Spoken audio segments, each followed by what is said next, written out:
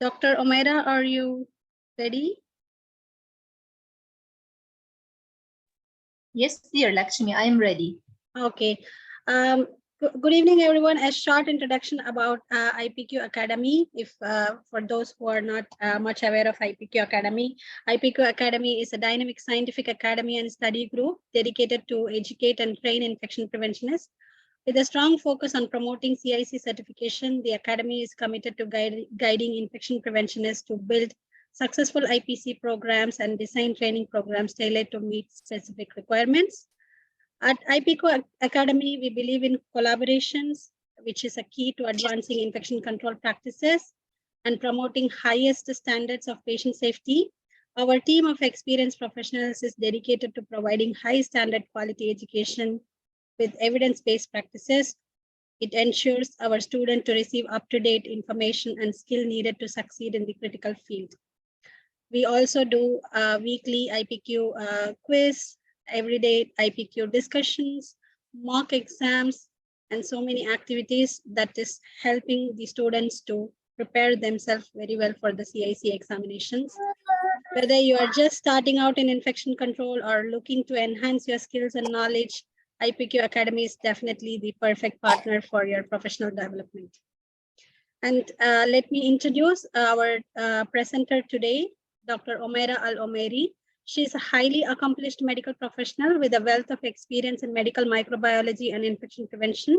She currently holds the position of Senior Specialist in Medical Microbiology and serves as the Head of Infection Prevention and Control Department at the Royal Hospital in Oman. With over 8 years of experience in medical microbiology and a further year of experience in infection prevention, Dr. Omairi has developed a deep understanding of the intricacies of infection control practices and policies. In recognition to her outstanding achievement in the field, Dr. Omaira received her CIC certification in 2022, which is a testament for her dedication and commitment to maintaining her highest standard of infection control practices. As the head of Infection Prevention and Control Department, Dr. Omairi is responsible for overseeing the development and implementation of infection control policies and procedures, ensuring that the hospital maintains the highest standard of patient safety. With her exceptional skills and expertise in the Infection Prevention and Control Department, Dr. Omairi is highly respected and sought after professional in the medical community, and her contribution to the field of infection prevention and control have made a significant impact on the lives of countless patients. Over to you, Dr. Omaira. Thank you, dear Lakshmi, for the introduction. And good evening to everyone. Thank you for your attendance. Today, our webinar will be about the microbiology and pathogenesis of healthcare-associated infections. And, sorry. To introduce you to the topic, I want you to imagine a situation. Imagine that you entered your house and find lots of mice inside the house. So what you will do in this situation? Of course, the first thing that we want to do, we want to get rid of these mice. But another important thing is we want to know how did they get into our house. We want to know where are the entry points so that we can close them, and we do some measures to prevent these mice from keep coming again and again to our house, isn't it? The same thing is applicable to our patients. Imagine many of our patients, they come to the hospital without any infections, but they end up by having CLABSI, VAP, COTI, or SSI. How did these organisms get into our patients? We need to understand this so that we can apply this knowledge in preventing and closing these entry points to prevent such infections. This is the aim of our talk today. We want to know and understand the pathogenesis of different hospital-acquired infections like CLABSI, VAP, COTI, SSI, and the infections associated with indwelling devices. Also, we want to recognize what are the common organisms causing such infection. This will help us definitely in treating the infections. And also, we will apply all this knowledge to prevent this infection by implementing certain actions targeting these entry points. So let's start with CLABSI. We want to know how do the organisms get into the bloodstream and what are the common organisms causing CLABSI and how to prevent such infections.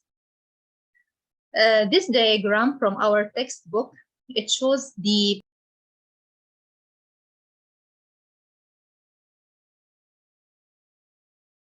Hello, Dr. Omaira. I think you mute yourself.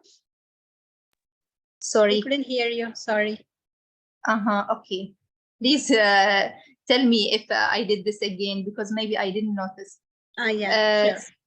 So shall I start with this slide or the previous one? Yeah, we stopped hearing you from CLABSI.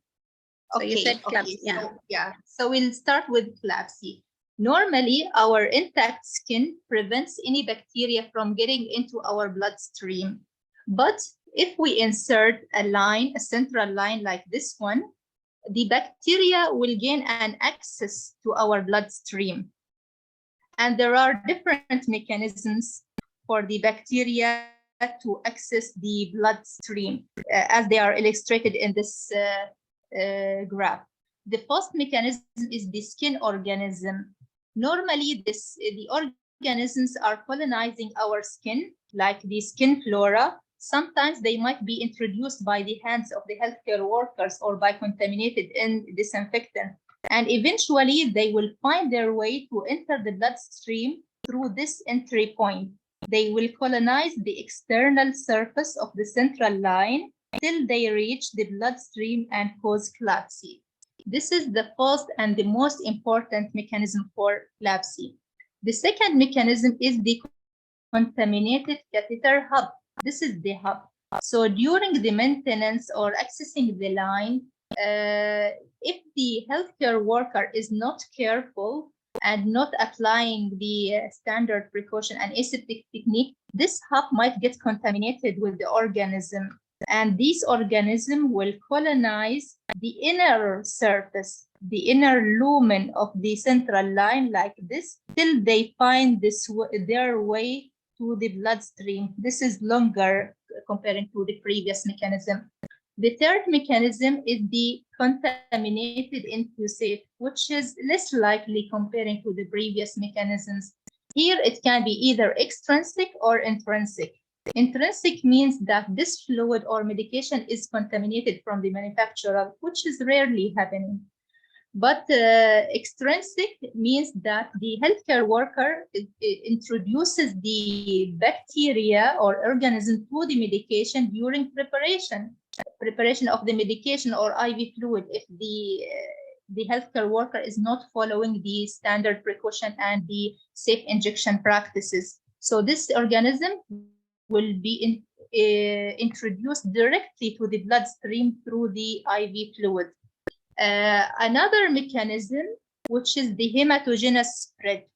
Suppose there is infection somewhere, pneumonia or COTI or abscess somewhere, the organisms might seed, and from this initial site of infection till they reach the bloodstream and eventually cause CLABSI. So these are the main mechanisms for CLABSI. Now I'll give you a question to see if you understood these mechanisms. The question says, the most common organisms causing infections of short-term catheters are A, skin organisms invade the percutaneous tract at the time of insertion or in the days following. B, microorganisms contaminate the catheter hub and lumen when the catheter is manipulated. C, organisms are introduced to the vascular system by contaminated fluids and or medications. D, organisms that are carried hematogenously from a remote source of local infection, such as pneumonia. Kindly give your answers in the chat. Yes. So, doctor, most of the answers goes with option A. A. Yes. Excellent. No other answers? No other answers. Everyone Excellent. goes. This is the correct answer. As we discussed, the skin organisms are the most commonly organisms causing the CLABSI. And what are the common organisms specifically? As you know, the skin is colonized usually with gram-positive organisms like Coagulase negative staph or Staph aureus. So that's why these are the most common organisms causing CLABSI. In addition to other gram-positive like Enterococci, from gram-negative we can find Klebsiella, E. coli, Enterobacter, Pseudomonas aeruginosa, and sometimes even Candida can cause CLABSI, like Candida albicans or Candida glabrata.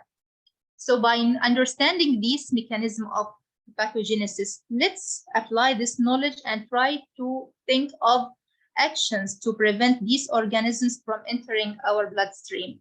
We'll start with the same sequence. Number one, we'll start with the skin organisms.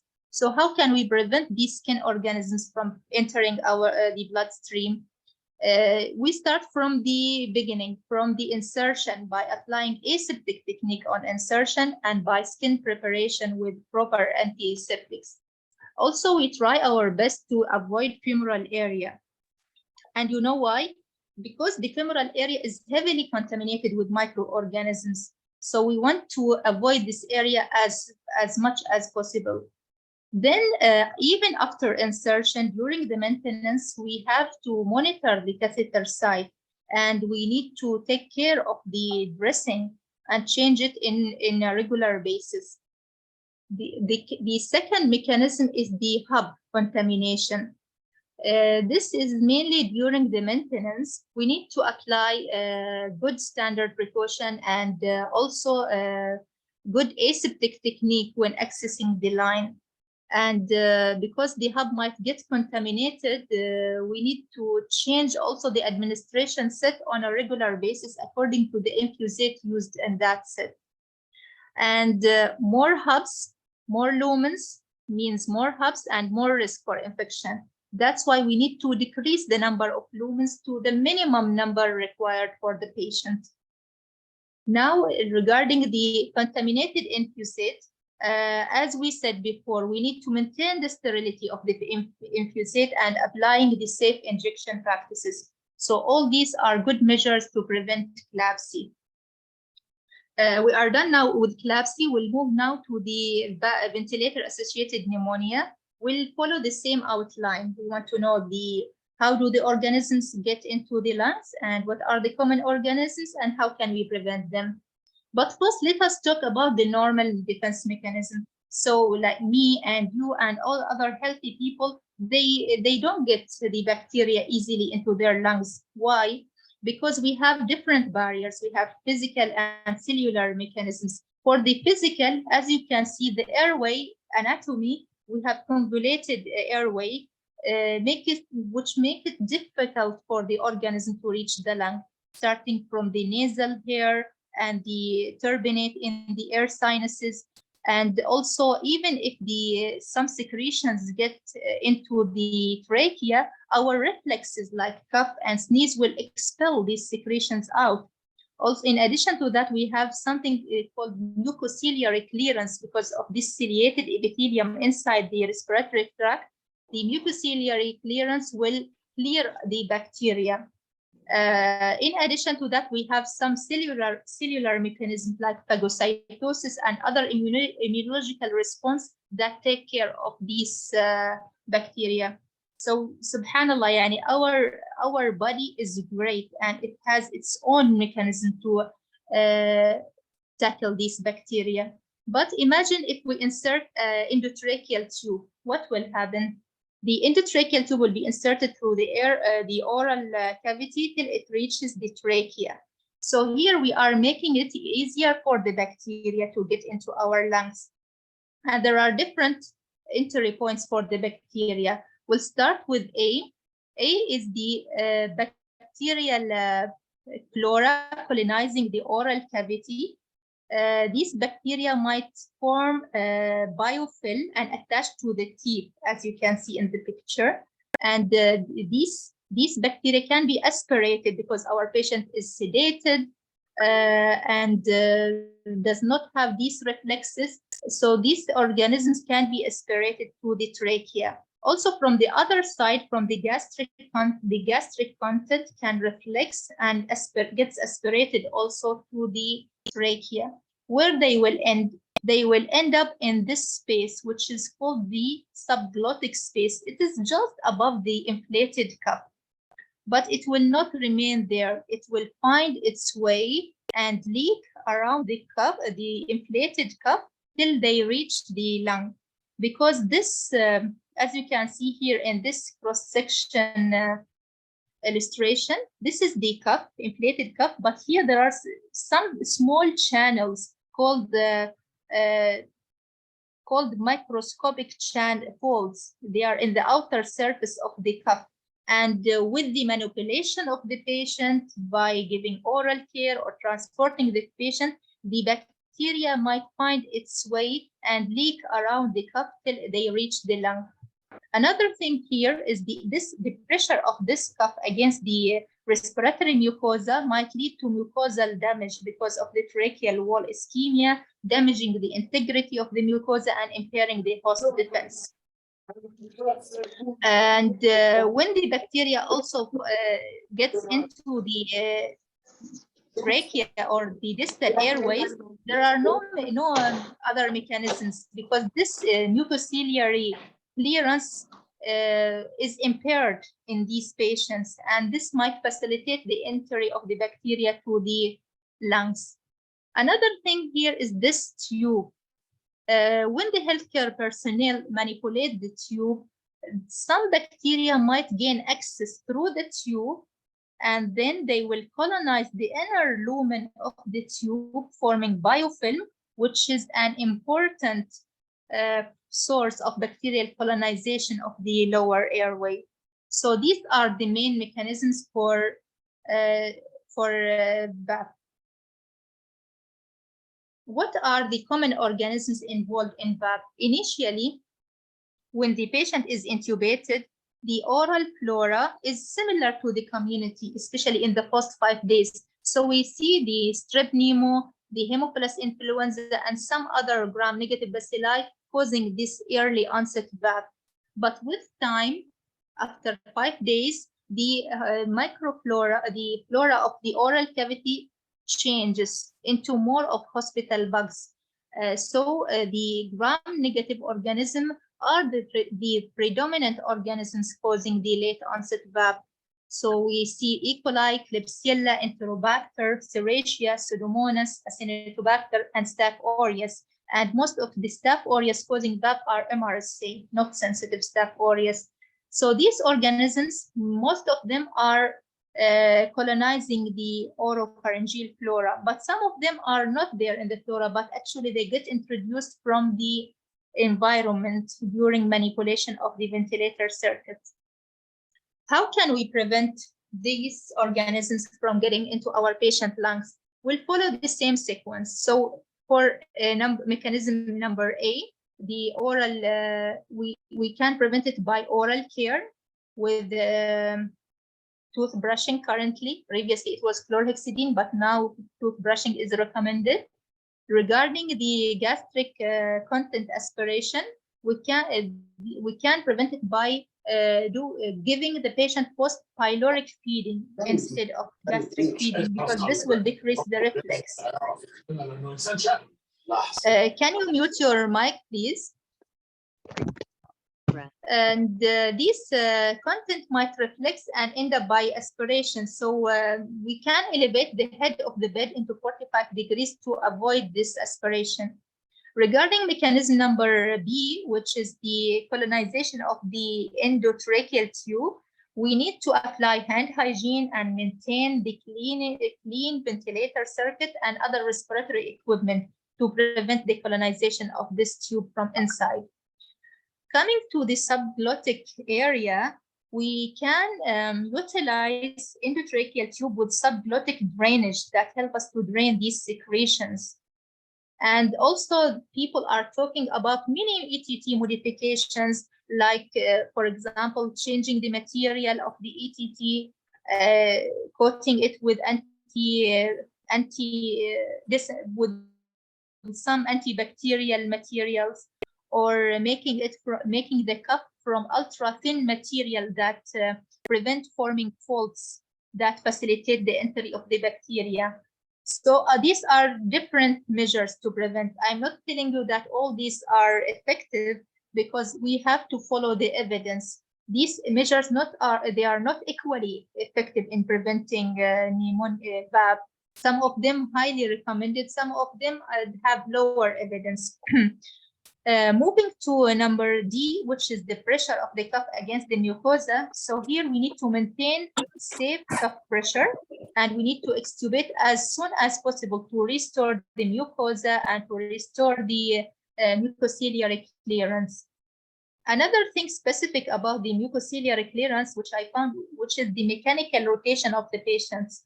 Some papers saying that this kinetic rotation of patients might improve the mucociliary clearance.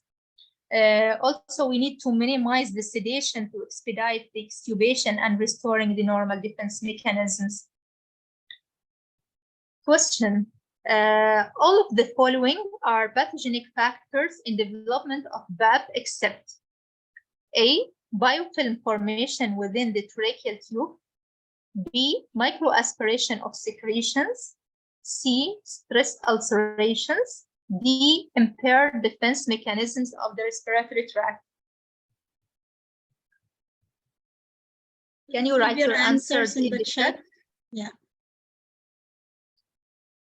So there is option C and option A being picked.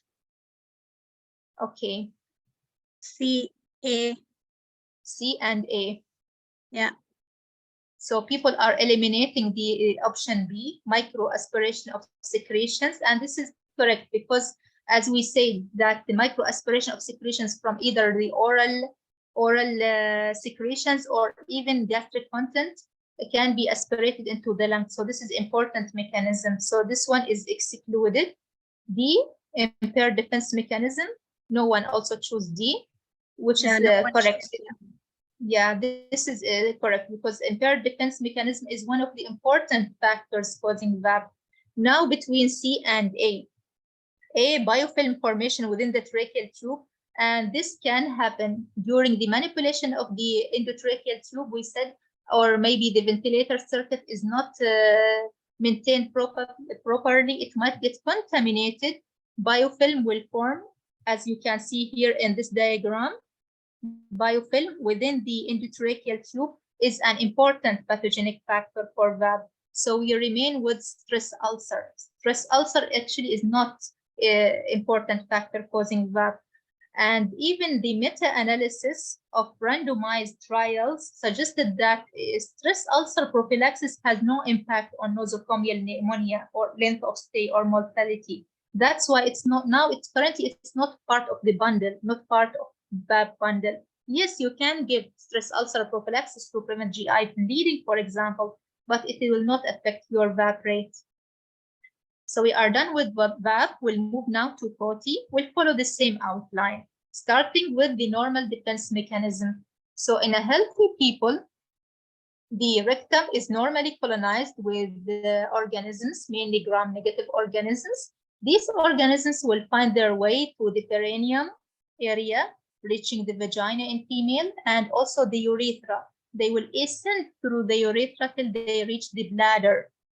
The distance here is shorter and easier for them to reach the bladder in women, but it is difficult in men because the urethra is longer in men.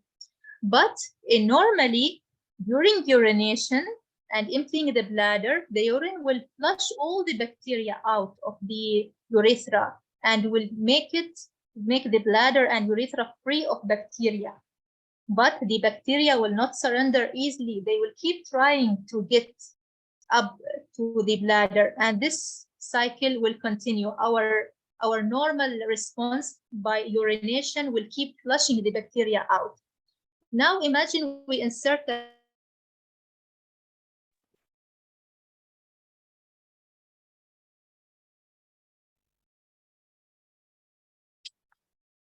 make it easier for the bacteria. Dr. Sorry? Mera? Sorry, Yes, you were dear? lost for a bit in the last few minutes. Okay. So shall I start repeating Yeah, this in this, slide again? yes, please. Okay. So here, normally, the bacteria colonizes the rectum and they colonize the perineal area. They will find their way to reach the bladder. We said that in female, the urethra is shorter comparing to males. That's why it's easier for female to get urinary tract infection. But our normal response during urination, the urine flushes the bacteria out of the bladder and urethra, keeping it free of these bacteria. But bacteria will continue doing this again and again, will continue trying to reach the bladder, and our immune response will continue flushing the bacteria. So normally, we don't get the urinary tract infection easily. But when inserting a catheter, the patient will not urinate freely. So we will lose this important mechanism for flushing the bacteria, and will make it easier for bacteria to reach our bladder by different ways. Bacteria can reach the bladder during the time of the catheter insertion. B, it can reach later on after insertion by colonizing the external surface of the catheter, because this area is always contaminated, the perineum area always contaminated with bacteria, so the bacteria will find its way to colonize the external surface of the catheter. And another method is through the catheter lumen from the colonized drainage bag.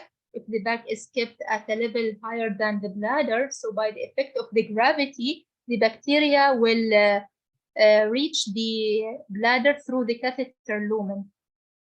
How can we prevent this? We can prevent during the insertion. During the insertion, we can apply aseptic technique on insertion to avoid entering the bacteria, and also we can prepare the area well, clean the perineal area, and clean the urethral meatus. B, after insertion, we need to maintain the cleanliness of the area by daily perineum care during bath. Bathing is enough, no need to apply any special antiseptic for the perineum area or for the meatus. And for mechanism number C, we need to maintain closed system all the time, and we need to keep the bag below the bladder and empty it regularly to prevent bacteria from going up. But all these measures and are not very, very effective in reducing COTI. The most important thing is to remove the catheter as soon as possible and leave the nature to tackle these bacteria by the effect of urine flushing the bacteria out. Okay, so understanding this, we will be able to predict what are the common organisms causing COTI. So usually that area is colonized mainly with gram-negative organisms, and the E. coli is the most important organism causing COTI. Whether COTI or even in the community UTI, E. coli is the predominant. And other gram-negatives involved are Klebsiella, Pseudomonas aeruginosa, Enterobacter, Proteus, and Citrobacter. Gram-positive are less common comparing to gram-negatives in COTI, but we can see Enterococci, and to a lesser extent, the Staph aureus can also cause COTI. Now we'll move to the question about COTI. Which of the following is the least commonly encountered in COTI? A. E. coli, B. Enterococcus, C. Staph aureus, and D. Staphylococcus saprophyticus.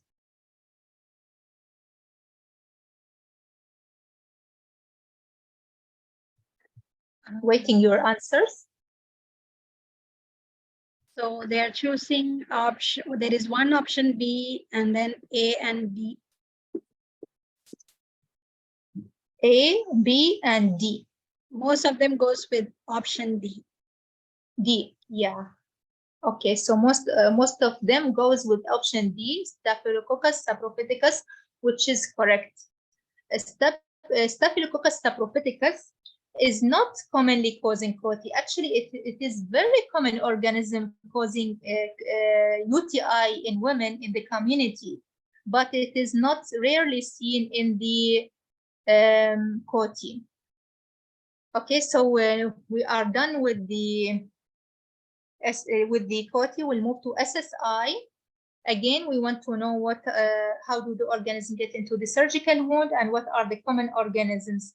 So when the surgeon creates a wound in the patient's body, initially it is sterile, but with time, at the end of each procedure, it will get contaminated with bacteria, definitely, from different sources. What are these sources?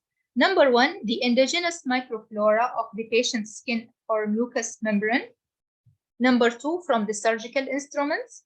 Number three, due to breaches in the surgeon's gloves, or even from the environment, from the air of the OR, if the ventilation is not good.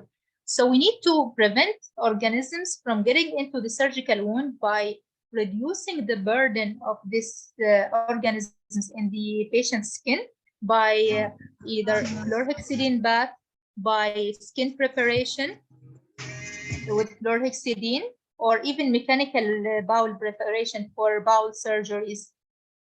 And for a surgical instrument, we need to maintain the sterility of the surgical instruments.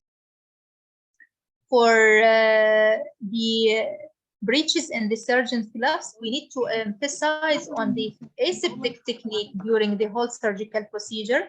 And also we need to maintain a clean environment in the OR, and we maintain the standard ventilation parameters of the operating theaters. Now I'll give you this question before proceeding. True or false? Some surgical sites get contaminated with bacteria by the end of procedure and end up with SSI. True or false?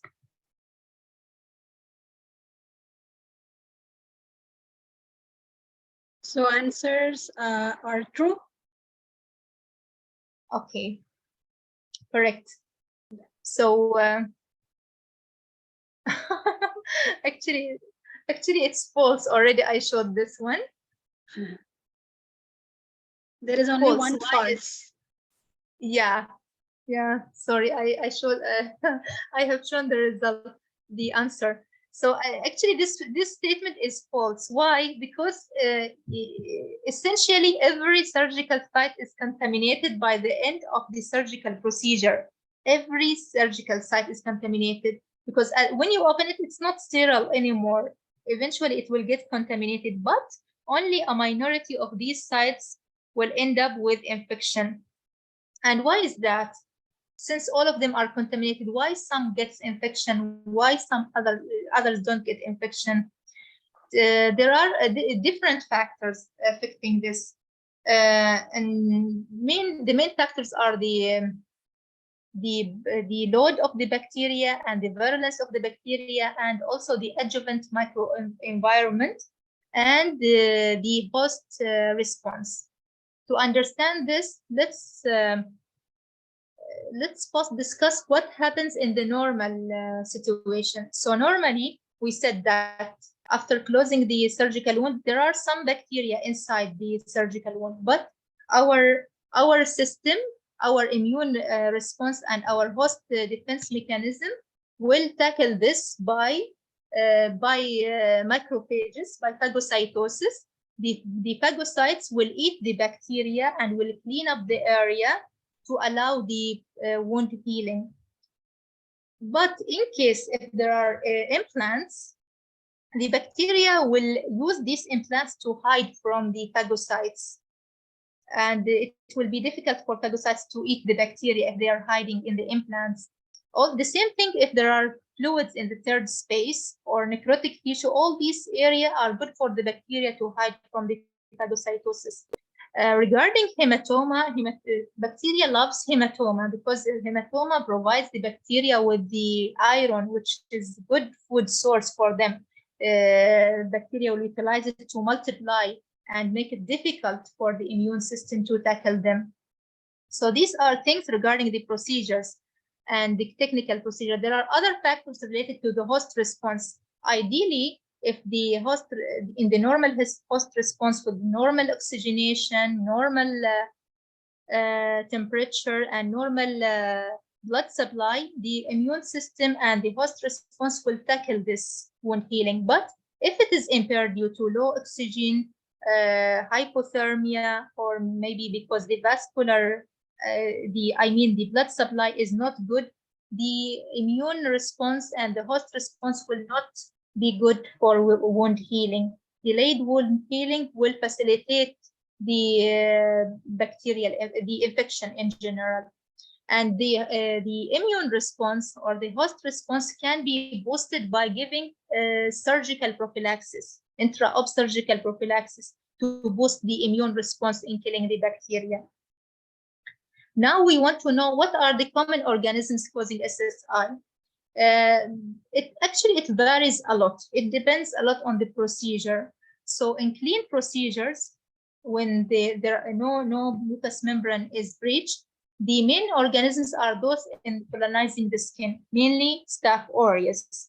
But for clean, contaminated, and dirty procedure, we see more of gram-negatives according to the flora colonizing that site. For example, in the gut flora, we see more of gram-negatives and anaerobes. Bacteroids are common organisms causing SSI in abdominal surgeries. Also, enterococci are there in the gut and in the urogenital tract, and also Pseudomonas aeruginosa can be seen in SSI.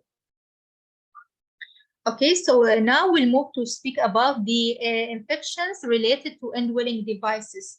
We will apply the same thing we learned from SSI, we apply it to the indwelling devices. So what are the commonly used medical implants? We have implants in the bone, like those prosthetic joint, and implants in the oral cavity for teeth, for example, cardiovascular implants and stent, pacemakers. We have cardiac assisted devices. We have implants in the spine, like lumbar disc replacement. We have other implants in the bone plates and screws used for fractures.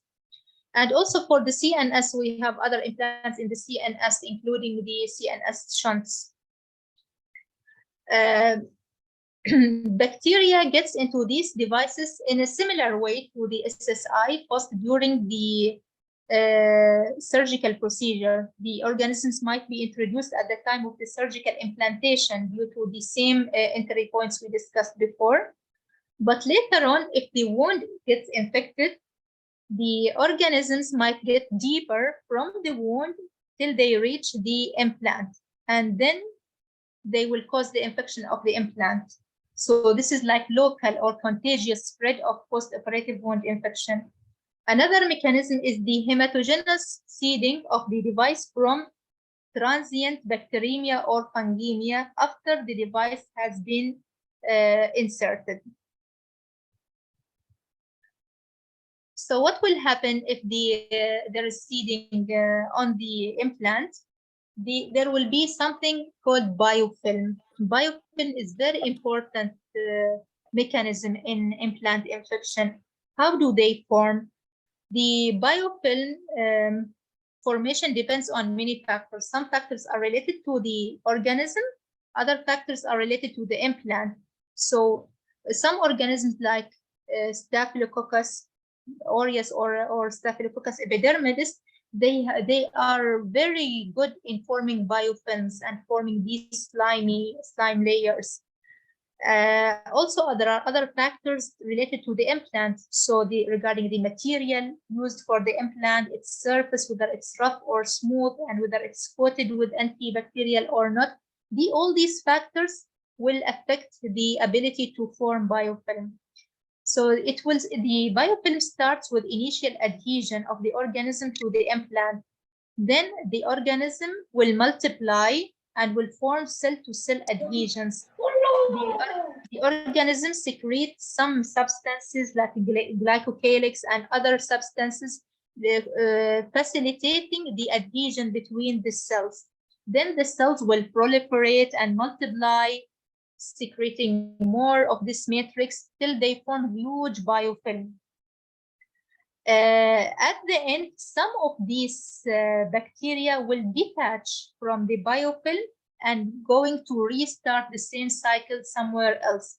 With time, this biofilm will get bigger and bigger and will make it very difficult for antibiotics to reach the biofilm and kill the bacteria inside the biofilm. So eventually, we will end up by removing the whole implant.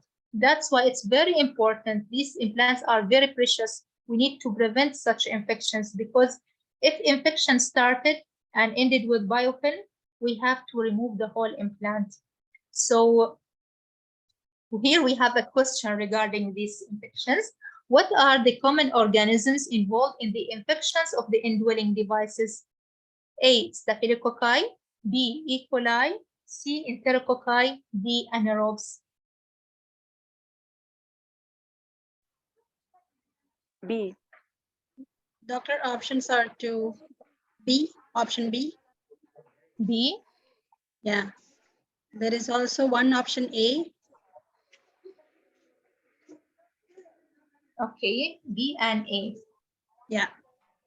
Okay, so here to solve this question, we need to think of the organisms that are good in forming biofilms. What are the organisms that can form biofilm and attach to the implants? So between A and B, actually the answer is A. The staphylococci, especially Staphylococcus epidermidis, are very good in forming biofilm because they have this ability to attach to the implants and form biofilm. So gram-positive bacterial infections, especially Staphylococcus epidermidis and Staphylococcus aureus, typically comprise the majority of infections. Both of these organisms have developed means for binding and adhering to these devices and biofilms. They also comprise the normal flora of the epithelial and tegumentary system and therefore have opportunity to be introduced to the device at the time of surgery or soon thereafter, if delayed wound healing or post-operative wound infection develops. So the answer is Staphylococci. Okay, so if you have any question regarding implants, think of mainly those organisms colonizing the skin. Staphylococci are the main organisms. Now I remember a question in my exam. It was about the most common organism causing CNS shunt infection. CNS shunt infection is considered an implant. So I remember that one of the options was Staphylococcus epidermidis, and it is the correct answer. Staphylococcus epidermidis or coagulase negative staph are the most common organisms causing CNS shunt infections. Okay, so how can we prevent infection of such precious devices? The basic principles of personal and environmental cleanliness, hand hygiene, and asepsis remain fundamental elements. The same thing that we discussed before in SSI. But in addition to these things, we need to consider other factors, like the selection of the correct devices with the forethought regarding the placement. We need to think carefully before inserting any device. Do our patients need this device really? And then insertion under the sterile conditions with the most pristine surgical technique for hematoma prevention, suture closure, and attentive post-operative care are necessary to have the optimum desired outcome. There are other factors that we might consider is the coating of devices with antimicrobial substances. For example, silver-coated devices. I think you heard of such devices. These antimicrobial substances might decrease the risk of infection, and these have been proven in some devices. For example, CNS shunts coated with the antimicrobial substances led to decrease the rate of infection. The last thing is the use of antibiotic cement in total joint arthroplasty. Also, there are some evidence going with this practice, using the antibiotic cement in joint arthroplasty. So here we reach the end of the our presentation today. And to sum up, I would like to emphasize on some important points. First one is medical devices and procedures create different entry points for the organisms. And we need to understand this because understanding the pathogenesis of healthcare-associated infections helps us in two things, mainly in predicting the causative organism and hence guiding the empirical antimicrobial treatment. And number two, which is implementing preventative measures to prevent these infections, and which is our main aim as infection preventionists, to prevent such healthcare-associated infections. These are my references, and thank you for your attendance. If you have any questions, I'll try to answer them. Thank you so much, Dr. Umaira. That was a very valuable presentation, very comprehensive. And to the team, please, if you have any questions, ask in the chat box, or you can even unmute your mic and speak to Dr. Umaira. Doctor, we have one question actually asked during the presentation itself when you were talking about biofilms. So the question is from Dr. Indranath Rai, and he is asking if we can increase the antibacterial dose if we suspect transplant-associated infections. Yeah, actually, yes, I have heard of similar practice that the antibiotic dose might be increased if there is biofilm, but still, I don't know how efficient is this practice to kill the bacteria. Sometimes we go for another practice, which is called which is in the central lines mainly, which is the lock therapy. When we give high dose of certain antibiotics and keep it there inside the central line or inside the CNS shunt for certain time to try to kill the bacteria inside the biofilm. So yes, there might be, we might consider increasing the dose of antibiotic for such biofilm.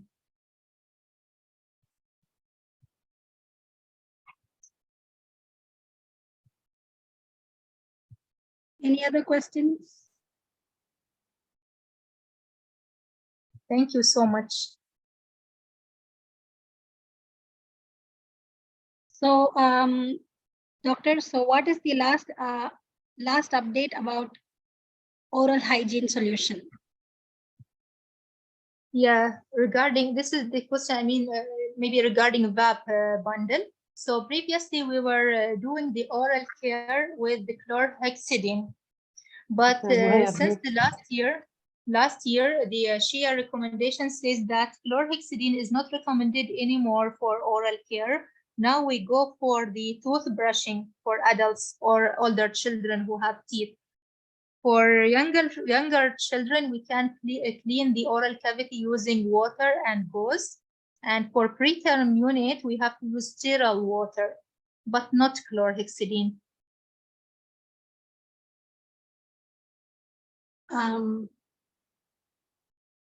So the question is, even with intubated patients, we need to do the toothbrushing? Yes, even with intubated patients. This is mainly for the VAP bundle, mainly for intubated patients. I know that the oral intubation makes it difficult. That's why there are some recommendations to go for to consider early tracheostomy to make it easier for the oral care. So another question, doctor, this is from Reina.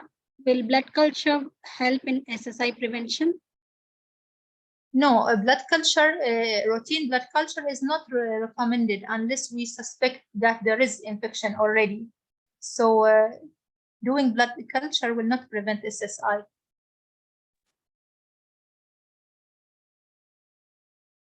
Any other questions to Dr. Umaira?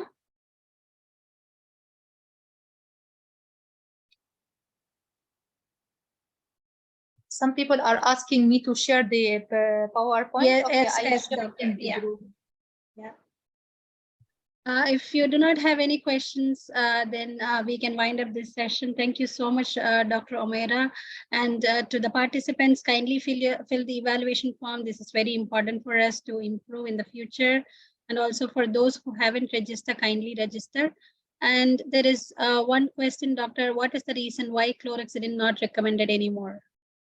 Okay, so according to the SHIA recommendation and many studies have been done on this practice, it has been shown that this will not decrease the VAP rate. Chlorhexidine does not decrease the VAP rate. Unfortunately, some findings showed that it might even increase the mortality in some studies. So since it is not decreasing the VAP, so it's not recommended anymore.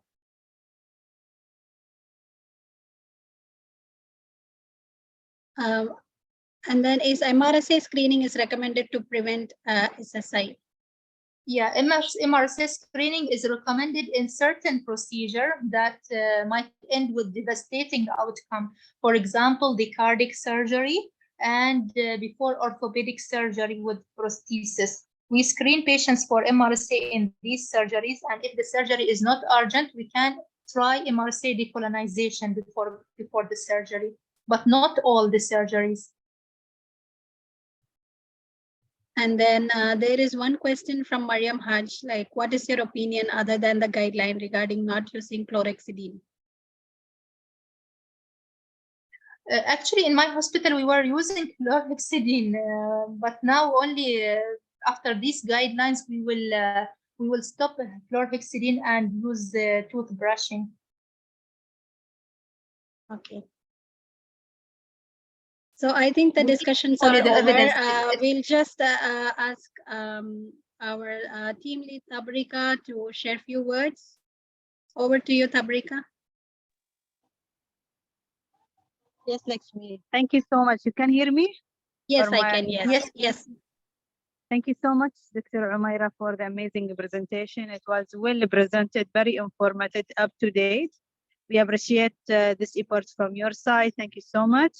Thank you for our members for joining us in IPQ activities. We would like to see more engagement. Thank you for the people who is really followers in the IPQ Academy LinkedIn. I can see some of the names with us here.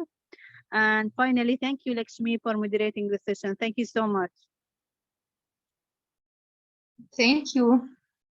Thank you, doctor. Thank you. Thank you, everyone. Please kindly complete the evaluation form. And also, if you haven't registered, please also register. And we'll share the PPT once Dr. shares it with us. Thank you so much for your valuable time. Thank you.